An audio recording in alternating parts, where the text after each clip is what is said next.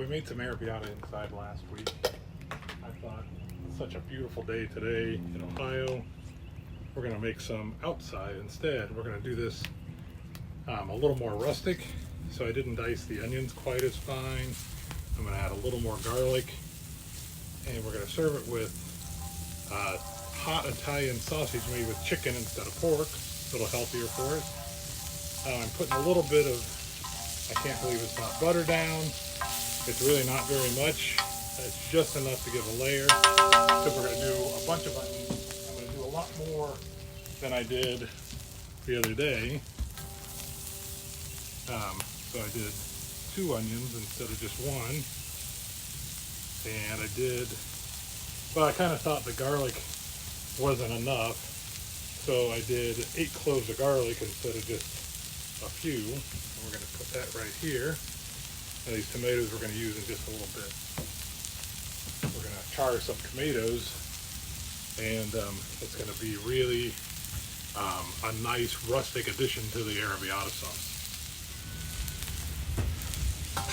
There's something about cooking outside instead of inside that I just love. Now inside I was trying not to brown the onions, but because this is kind of a grill sort of thing, I'm going to brown them a little bit.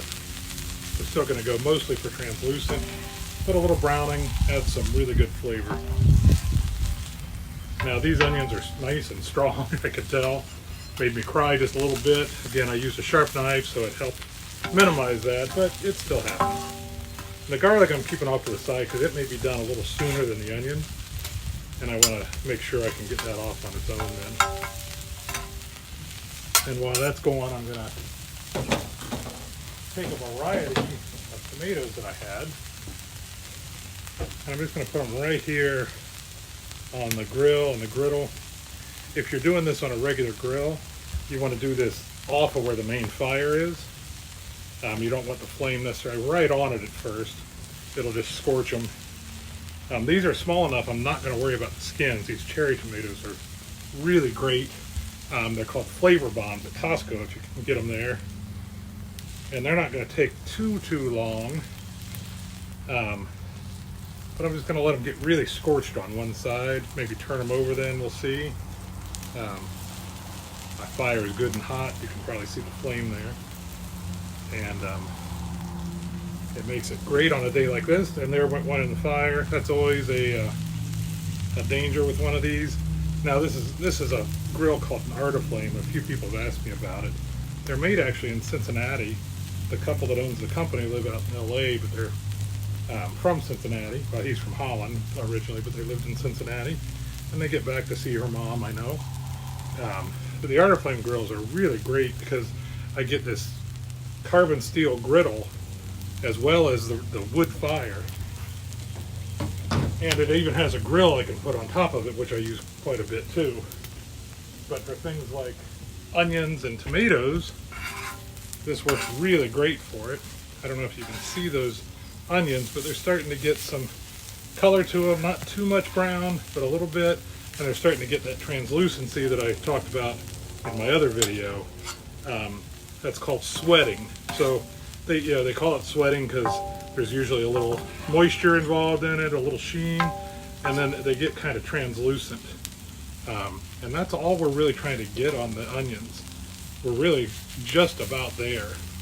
And when we are, I'm just going to take them off, and then we're going to be ready to make our sauce after the tomatoes get scorched. Because we're going to add those tomatoes right to the sauce. Alright, we got some nice color, not too much, not too little on the onions. So I'm actually going to take these off in just a second, along with the garlic. It's nicely toasted. It's a little brown, not too brown. So one nice thing about this Arteflame, it's got a little bit of a ledge here. And I can just go up to it, knock it off. Now you have to be careful with a grill like this because that whole top is hot. You can't rest yourself on it. You can't put your hand on it, anything like that. Okay, we just have the tomatoes on right now. I'm going to turn those over and I'm going to get them on the hotter part of the grill because I want them to scorch a little bit more. So remember, this was in the 400 degree range. So I'm going to put them over here, try to keep them from falling, and I lost one. It's okay, we got plenty. See, they're sizzling a little bit more over here. These flavor bombs from Costco are just so good. I don't want to squeeze them too much because they have cooked down a little bit. Great. So what I didn't do this time, and I'm putting this on the cooler part of the grill, remember, I didn't toast the red chilies as much, just because they're really hard to get off the grill. But instead of shaking them, you got to test your own chilies. We're going to put a little extra in this time because it was a little not spicy enough for me. We added some more after we were done cooking it, and it worked just fine. And then again, this is an organic tomato sauce I got at Costco. It's their brand. I wish they had bigger cans, but these 15-ounce cans work pretty well. You know, you can find 28-ounce cans of tomato sauce pretty easily. One of the great things about doing this on the grill, I mean, it seems kind of funny that I've got it in a pan and I'm on a griddle, but that wood fire is right here, and it's still flavoring everything I've got. And it smells great. I know it's pretty sunny right now, but the flame's really nice in it. It's just a great ambiance to be cooking in, I think. And I highly recommend spending time outside on days like this. You know, really, you can do anything on the grill that you can do inside. I use my cast iron, my carbon steel pans out here. It really doesn't hurt them at all. If you don't like a little smoke on them, you take a little white vinegar, baking soda, lemon, and Dawn, and wipe them off pretty well, and it pretty much comes off, and it won't be a problem at all.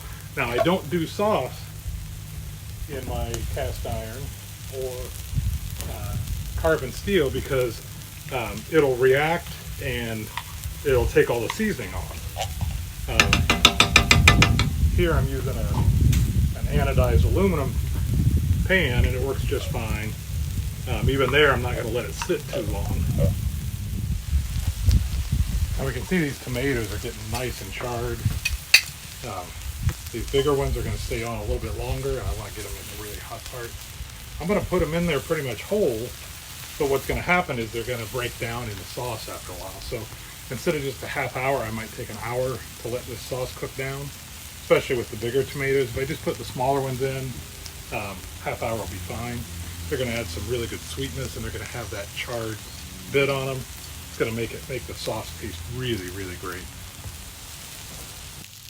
I also added about a tablespoon of dried oregano and a couple tablespoons of fresh chopped basil. Then I grilled up some chicken sausage. It's hot Italian chicken sausage made locally, and had served that alongside the pasta. I used healthy noodles for the noodles. Added some more chopped fresh basil on top of it. Sliced up the chicken breast to go with it.